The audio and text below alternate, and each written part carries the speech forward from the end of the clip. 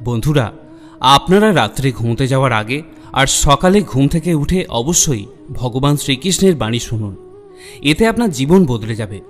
চলুন আর কোনো দেরি না করে সেই পবিত্র বাণী শুনি।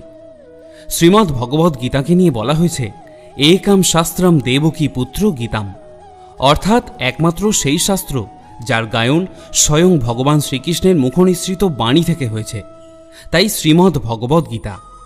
যখন মহাভারতের যুদ্ধক্ষেত্র কুরুক্ষেত্রে অর্জুন অস্ত্র তুলে নিতে দ্বিধাগ্রস্ত হয়ে পড়েছিলেন, তখন ভগবান শ্রীকৃষ্ণ নিজের মুখে শাস্ত্রের যে গীত গেয়েছিলেন, সেই মহাদিব্য উপদেশই শ্রীমদ্ ভগবদ্ গীতা নামে পরিচিত। এর মাহাত্ম্য অপার, অপরিমেয়। এর প্রকৃত মাহাত্ম্য কেউই পুরোপুরি বর্ণনা করতে পারে না। শেষ, মহেশ, গণেশ পর্যন্ত এর সমস্ত গুণগান সম্পূর্ণরূপে প্রকাশ করতে পারে না। তাহলে আমরা সাধারণ মানুষ তো আরও সীমাবদ্ধ। এমন বলা হয়ে থাকে, যে ঘরে প্রতিদিন শ্রীমদ্ ভগবদ্ গীতার পাঠ হয় কিংবা তা শোনা হয়, সেই ঘরে স্বয়ং শ্রীকৃষ্ণের আগমন ঘটে। এই গীতাকে পৃথিবীর প্রতিটি মানুষের পড়া ও বোঝা একান্ত প্রয়োজনীয়, যাতে তারা জীবনের সুখ, শান্তি এবং সফলতা লাভ করতে পারে। শ্রীমদ্ ভগবদ্ গীতায় মোট 18টি অধ্যায় রয়েছে এবং এই 18টি অধ্যায়ে মোট 700টি শ্লোক রয়েছে। এই কারণেই আমরা আজ শ্রীমদ্ ভগবদ্ গীতার ঐশ্বরিক জ্ঞান থেকে অনুপ্রাণিত হয়ে 151টি গুরুত্বপূর্ণ ভাবনার কথা জানব, যেগুলি আমরা খুব সহজ ও সরল ভাষায় আপনাদেরকে বোঝানোর চেষ্টা করব। আর আমার পূর্ণ বিশ্বাস, প্রতিদিন এই ভাবনাগুলি শ্রবণ করলে আপনার জীবনের বর্তমান এবং ভবিষ্যতের সমস্ত সমস্যা থেকে মুক্তিলাভ সম্ভব হবে। চলুন শ্রীমদ্ ভগবদ্ গীতার সেই সবচেয়ে শক্তিশালী 151টি ভাবনার দিকে এগিয়ে চলি এবং সেগুলিকে আমাদের জীবনে গ্রহণ করার চেষ্টা করি। শ্রীমদ্ ভগবদ্ গীতার প্রথম এবং সর্বাধিক গুরুত্বপূর্ণ উপদেশ হল কর্মই সর্বোচ্চ ধর্ম। ভগবান শ্রীকৃষ্ণ গীতায় অর্জুনকে উপদেশ দিয়ে বলেন, মানুষ জন্ম নিয়েছে কেবল কর্ম করার জন্য, আর কর্ম ছাড়া কেউ কখনো থাকতে পারে না। মানুষকে ফলের চিন্তা না করে কেবলমাত্র নিজের কর্তব্য পালনে মনোনিবেশ করা উচিত। সব সময় সৎ কর্ম করা উচিত, কারণ কর্ম সেই ফসল যা মানুষকে যেভাবেই হোক কেটে নিতে হবে। যেমন কর্ম হবে, ঠিক তেমনই তার ফলও হবে। কর্মের হিসেব খুব সহজ। ভালো করো, ভালো ফল পাবে; খারাপ করো, খারাপ ফলই পাবে। মানুষ যে রূপে ঈশ্বরকে স্মরণ করে, ঈশ্বরও তাকে সেই রূপেই দর্শন দিয়ে থাকেন।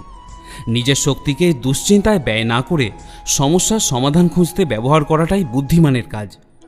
অসৎ জিনিস দেখা আর শোনা থেকেই আসলে অসততা শুরু হয়। যে মানুষ এই মূল্যবান মানব জীবন পেয়েও ঈশ্বরের নাম কীর্তন করে না, সে দুর্বুদ্ধি সম্পন্ন মানুষ। যিনি মোক্ষের সিঁড়ি পেয়েও সেটা চড়ার চেষ্টা করে না। ভগবান শ্রীকৃষ্ণ বলেন, হে মানব, যদি তুমি এই সংসারের সকল দুঃখ থেকে মুক্তি চাও, তবে আমার ভক্তি করো। যে আমার ভক্তি করে না, সে এই জীবনে নয়, মৃত্যুর পরেও শান্তি পায় না। যারা অসৎ কর্মে লিপ্ত অধম প্রকৃতির, যাদের বুদ্ধি মায়ায় আচ্ছন্ন, তারা কখনোই আমার পূজা করে না বা আমাকে পাওয়ার চেষ্টাও করে না। নিজেকে ভগবানের প্রতি সম্পূর্ণরূপে সমর্পণ করো, এটাই সবথেকে বড় আশ্রয়। যে কেউ এই আশ্রয়কে চিনে নিতে পারে, সে সব রকমের ভয়, চিন্তা এবং দুঃখ থেকে মুক্ত হয়। ভগবানের উপর বিশ্বাস রাখো, সেই শিশুর মতো যাকে যদি কেউ বাতাসে ছুঁড়েও দেয়, তবুও সে হাসতে থাকে, ভয় পায় না, কারণ সে জানে কেউ তাকে পড়তে দেবে না। ভগবান বলেন, তুমি মন ছোট করো না। যেখানেই তোমার নিজের লোক মুখ ফিরিয়ে নেবে, আমি সেখানেই তোমার পাশে থাকব। জীবনে কখনো কারোর সঙ্গে নিজের তুলনা করো না। তুমি যেমনই হও সেটাই সর্বশ্রেষ্ঠ। প্রেরণার সবচেয়ে বড় উৎস হলো তোমার নিজের ভাবনা। তাই সবসময় ভালো ভাবো, বড় ভাবো, আর নিজেকে জয় করার জন্য নিজেকেই অনুপ্রাণিত করো। যে দুঃখ ভোগ করে সে ভবিষ্যতে সুখী হতে পারে, কিন্তু যে দুঃখ দেয় সে কখনোই সুখী হতে পারে না। তাই নিজের মধ্যে করুণা রাখো, ক্রোধ নয়। কারণ ফুল তো মেঘের বৃষ্টি নিয়ে খেলে, তার গর্জন নিয়ে নয়। মানুষ যতই মিষ্টি কথা বলুক, যদি সে মিথ্যা হয়, তাহলে সে একদিন তোমার জন্য বিষ হয়ে উঠবে। আর একজন সত্যবাদী যতই তোমার কাছে কঠোর মনে হোক, সে একদিন তোমার জীবনের ঔষধ হয়ে উঠবে। ভগবান শ্রীকৃষ্ণ বলেন, মন শান্ত রাখার থেকে বড় সম্পদ এই দুনিয়ায় আর কিছুই নেই। যে ব্যক্তি নিজের মন শান্ত রাখতে শিখে গেছে, তার চেয়ে বড় কেউ ধনী হতে পারে না। সময় কখনো মানুষের তৈরি পথে চলে না, মানুষকেই সময়ের দেখানো পথে অগ্রসর হতে হয়। একেই তো নিয়তি বলে। জীবন তখনই কঠিন মনে হয় যখন আমরা নিজের পরিবর্তনের বদলে পরিস্থিতিকে বদলাতে চাই। সত্য কখনোই দাবি করে না যে সে সত্য, কিন্তু মিথ্যা সর্বদাই দাবি করে যে শুধুমাত্র সেই সত্য। ভগবান বলেন, যেমন অন্ধকারে আলো দীপ্তি দেয়, তেমনি সত্যও নিজের আলোতে চকমক করে। তাই মানুষের উচিত সর্বদা সত্যের পথেই থাকা। ভগবান বলেন, হে অর্জুন, তোমার কি কিছু হারিয়ে গেছো যে তুমি কাঁদছ? তুমি কি কিছু এনেছিলে যা হারিয়ে গেছে? তুমি কি কিছু সৃষ্টি করেছিলে যা নষ্ট হয়ে গেছে? তুমি যা পেয়েছো এখান থেকেই পেয়েছো, আর যা দিয়েছো তা এখানেই দিয়েছো। আজ যা তোমার তা কাল অন্য কারো হয়ে যাবে, কারণ পরিবর্তনই এই জগতের নিয়ম। সময়ের সাথে সাথেই জগতের সব কিছু বদলে যায়, সব কিছুই পরিবর্তনের নিয়ম মেনেই চলে। এই দেহ তোমার নয়, তুমিও এই দেহের নয়। এই শরীর 5টি মৌলিক উপাদান দিয়ে তৈরি: অগ্নি, জল, বায়ু, মাটি এবং আকাশ দিয়ে তৈরি। একদিন এই শরীর সেই পঞ্চতত্ত্বেই বিলীন হয়ে যাবে। এই দুনিয়ায় ভাগ্যের থেকে বেশি আর সময়ের থেকে আগে কোনো কিছুই কারোর কপালে জোটে না, আর কোনোদিন জুটবেও না। জীবনে নিজের বাক্য সংযম রাখা অত্যন্ত জরুরি, কারণ কথার দ্বারা দেওয়া আঘাত কখনোই সহজে সারে না। শ্রীকৃষ্ণ বলেন, ধর্মের জন্য যুদ্ধ করতে শেখো, অধর্মের কাল হয়ে উঠতে শেখো, আর আপনজনের জন্য ত্যাগ করতে শেখো। সত্য সবসময় জলের ওপর তেলের বিন্দুর মতো হয়। যতই মিথ্যের জল ঢালা হোক না কেন, তা সবসময় ওপরে ভেসে থাকে। সজ্জন মানুষের উচিত সদা উত্তম আচরণ করা, কারণ সাধারণ মানুষ তাদের পথচিহ্ন অনুসরণ করেই নিজের পথ খোঁজে। যদি কারোর ভালো করতে না পারো, তাহলে খারাপও করো না, কারণ এই দুনিয়া দুর্বল হতে পারে, কিন্তু যিনি এই দুনিয়া তৈরি করেছেন তিনি নন। যে ব্যক্তি শ্রীমদ্ ভগবদ্ গীতা পড়ে এবং সেই অনুযায়ী জীবন পরিচালনা করে, তার সমস্ত পাপের প্রভাব মুছে যায়। জীবনে আমরা কতটা সঠিক আর কতটা ভুল, এ কথা কেবল দুইজনই জানে। এক তো সেই পরমাত্মা, আর দুই আমাদের নিজেদের অন্তরাত্মা। মৃত্যু একটি অটল সত্য যা কখনোই পরিবর্তন করা যায় না। এই জগৎ সৃষ্টির আদিকাল থেকেই জন্মমৃত্যু চক্র চলে আসছে। যেমন একজন মানুষ পুরাতন পোশাক ছেড়ে নতুন পোশাক পরিধান করে, তেমনি আত্মাও পুরাতন ও নিরর্থক দেহ ত্যাগ করে নতুন দেহ ধারণ করে। এটাই প্রকৃতির নিয়ম। এই সত্যকে গ্রহণ করে ভয়মুক্ত হয়ে বর্তমানকে পূর্ণভাবে বাঁচতে শেখা উচিত। জ্ঞানী মানুষ কখনোই মৃতর জন্য শোক করেন না, আবার জীবিতর জন্য শোক করেন না, কারণ তারা জানেন যে চলে গেছে সে আবার ফিরে আসবে, এবং যে আজ আছে একদিন সেও চলে যাবে। শ্রীকৃষ্ণ বলেন, জীবনে যদি কখনো সুযোগ আসে, তবে কাউকে সহায়তা করতে সারথি হও, স্বার্থপর নয়। যেমন একটি প্রদীপ নিজের আলো কম না করেও হাজারো প্রদীপ জ্বালাতে পারে, তেমনি আনন্দ ভাগ করলে তা কখনোই কমে যায় না। যার হৃদয়ে ধর্মে পরিপূর্ণ, সে ধর্মের উপদেশ দেয়, আর যে অধর্মে ডুবে থাকে তার উপদেশও অধর্মের হয়। মানুষ দুঃখী হয় এই কারণে নয় যে সে ঈশ্বরে বিশ্বাস করে না, বরং সে ঈশ্বরের কথা শোনে না বলেই দুঃখ পায়। সময় হলে সকল কিছুই মানুষকে প্রাপ্ত হয়, কিন্তু সময়ের আগে কিছু পেতে চাওয়াই দুঃখের মূল কারণ। ক্রোধ হলো সেই দরজা যা মানুষকে নরকের পথে নিয়ে যায়। ক্রোধ মানুষের চিত্তকে অশান্ত করে তোলে, এবং সেই অস্থিরতায় সে নিজেকেই ক্ষতিগ্রস্ত করে ফেলে। শ্রীকৃষ্ণ বলেন, যতই রাগ আসুক না কেন, ক্রোধ থেকে বিরত থাকা উচিত। নিজের মনে শান্ত থাকার চেষ্টা করতে হবে। এই জগতে কেউই নিজে থেকে মহান নয়, তার কর্মই তাকে মহান করে তোলে। সঠিক কর্ম মানে এমন ফল নয় যা সবসময় শুভ হয়, বরং সঠিক কর্ম হলো সেই যার উদ্দেশ্য কখনো অশুভ হয় না। মানুষ সবসময় নিজের ভাগ্যকে দোষারোপ করে, অথচ সে জানে যে ভাগ্যের চেয়েও শ্রেষ্ঠ হলো তার কর্ম, যা সে নিজের হাতেই করে নিতে পারে। আজ যা তোমার কাছে আছে তা কাল অন্য কারো ছিল, কিন্তু আগামীকাল তা অন্য কারো হয়ে যাবে। তুমি এখানে খালি হাতেই এসেছিলে, আবার তোমাকে খালি হাতেই ফিরে যেতে হবে। অতীতের জন্য দুঃখ করে লাভ কি? ভবিষ্যতের জন্য মোহ রেখেই বা কী হবে?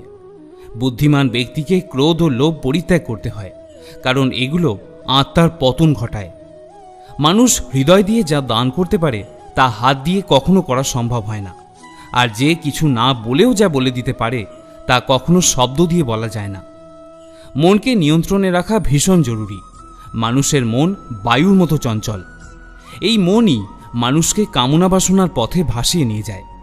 তাই জীবনে সফল হতে হলে মনকে আয়ত্তে আনা আবশ্যক। মনকে নিয়ন্ত্রণে রাখলে মস্তিষ্কের শক্তি একাগ্র হয় এবং তা কাজের সফলতা এনে দেয়।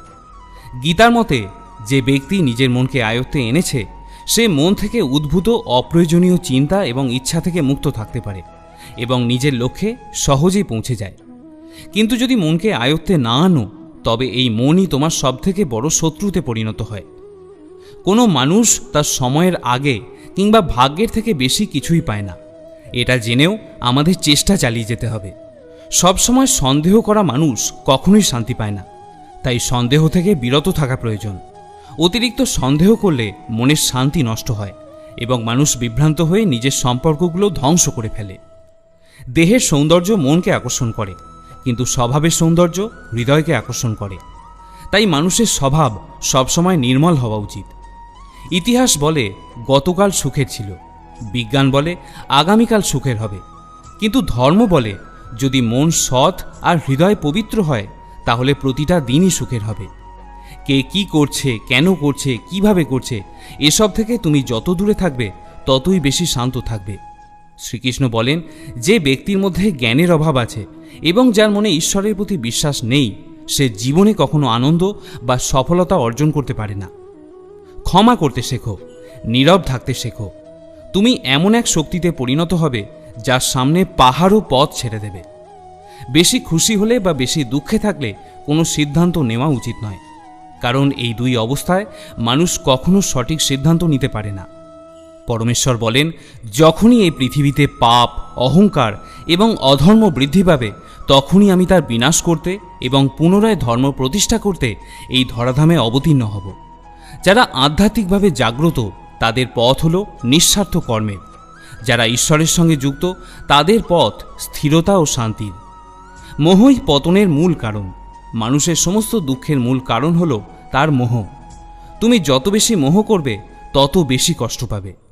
তোমার মনের অনুশোচনা তোমার অতীতকে পাল্টাতে অক্ষম এবং তোমার মনের দুশ্চিন্তা তোমার ভবিষ্যৎকেও গড়তে পারবে না। তাই বর্তমানকে উপভোগ করাই জীবনের আসল আনন্দ।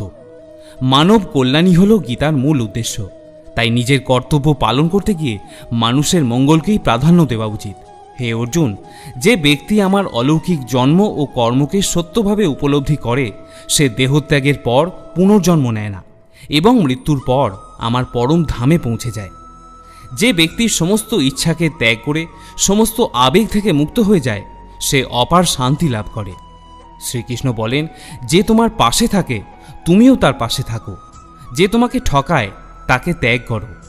যেখানে তোমার সম্মান নেই সেখানে তুমি কখনোই যেও না, কারণ এটা করলে মানুষ তোমাকে দুর্বল এবং মূর্খ ভাববে। যেখানে বৃষ্টি নেই সেখানে ফসল শুকিয়ে যায়, আর যেখানে সংস্কার নেই সেখানে ভাগ্য শুকিয়ে যায়। ঈশ্বর আমাদের যা কিছু দিয়েছেন সেটাই আমাদের জন্য যথেষ্ট এবং সেটাই চিরন্তন সত্য। সংযম, সদাচার, স্নেহ এবং সেবা এই গুণগুলি সত্য সঙ্গ ছাড়া আসে না। ঈশ্বরের প্রতি প্রার্থনা মানুষের পরিস্থিতি বা ভাগ্যকে বদলাবে কিনা সেটা নিশ্চিত নয়, কিন্তু সেই প্রার্থনা মানুষকে অন্তর থেকে বদলে দেয়, তার চরিত্রে পরিবর্তন নিয়ে আসে। যে সমস্ত মানুষ বলে যে তাদের সময় নেই, প্রকৃতপক্ষে তাদের ঘনিষ্ঠ সম্পর্কের তালিকায় আপনার নামটাই নেই। কথা এতটাই মধুর হওয়া উচিত যদি কোনোদিন তা ফিরিয়েও নিতে হয় তবুও কখনো যেন তা তেঁতো না লাগে। নিজের মধ্যে সামান্য আত্মসম্মান থাকা অবশ্যই প্রয়োজন, না হলে মানুষ তোমাকে সেখানেও দমন করার চেষ্টা করবে যেখানে তোমার অধিকার থাকা উচিত। যতক্ষণ না তুমি নিজেকে হার মানাও ততক্ষণ দুনিয়ার কোনো শক্তি তোমাকে হারাতে পারে না। নীরবতা হলো সবথেকে বড় জবাব, আর ক্ষমা করে দেওয়া হলো সবথেকে বড় শান্তি। যে মানুষের মধ্যে ধৈর্যের শক্তি থাকে তার শক্তির কোনো তুলনা হয় না। আমাদের অহেতুক দুশ্চিন্তা আর মনের ভয় এমন এক রোগ যা আমাদের আত্মার শক্তিকে ছিন্ন ভিন্ন করে দেয়। মনুষ্যকে কখনো তাদের জীবনের পরিস্থিতি থেকে পলায়ন করা উচিত নয় এবং ভাগ্য বা ঈশ্বরের ইচ্ছাকে অজুহাত বানিয়ে চলা উচিত নয়। দুর্বল তুমি নও, তুমি তো সময়ের সন্তান, আর সময়ে কারোর এক জায়গায় থেমে থাকে না। তুমি শুধু তোমার কর্ম করে যাও। যে কখনো সংকট দেখেনি সে নিজের শক্তিকে কখনো পরিপূর্ণভাবে জেনে উঠতে পারেনি। যে মানুষ অন্যের কষ্ট বোঝে, যার মধ্যে মমতা আছে, যারা হৃদয় থেকে শুদ্ধ, তাদের আর জন্ম নিতে হয় না। কাউকে কিছু দিয়ে অহংকার করা উচিত নয়।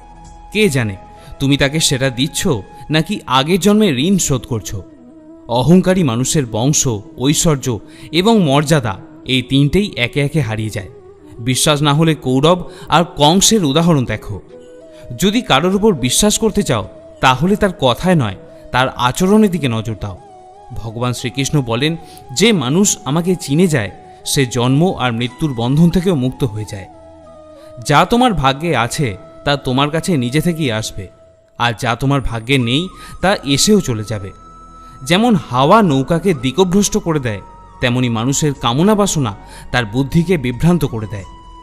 ভগবান বলেন, যে মানুষ সুখ দুঃখ, মান অপমান সব জায়গাতেই শান্ত থাকতে পারেন সেই মানুষই আমার অত্যন্ত প্রিয়। সময় এক অদ্ভুত ব্যাপার। যদি তার সঙ্গে চলো সে তোমার ভাগ্য বদলে দেয়, আর যদি তার সঙ্গে না চলো তবে সে তোমার জীবনটাই বদলে দেয়। মানুষ কাঁদলে দুর্বল হয় এ কথা ঠিক নয়, বরং কান্নায় যিনি ভেঙে পড়েন তিনিই সবচেয়ে শক্তিশালী হয়ে ওঠেন। আমাদের যা আছে তাতেই খুশি থাকা উচিত, কারণ আমরা যেমনভাবে জীবনযাপন করছি সেটাই অনেকের স্বপ্ন। পাথর হয়তো শেষ আঘাতে ভেঙে পড়ে, কিন্তু প্রথম আঘাত কখনো বৃথা যায় না।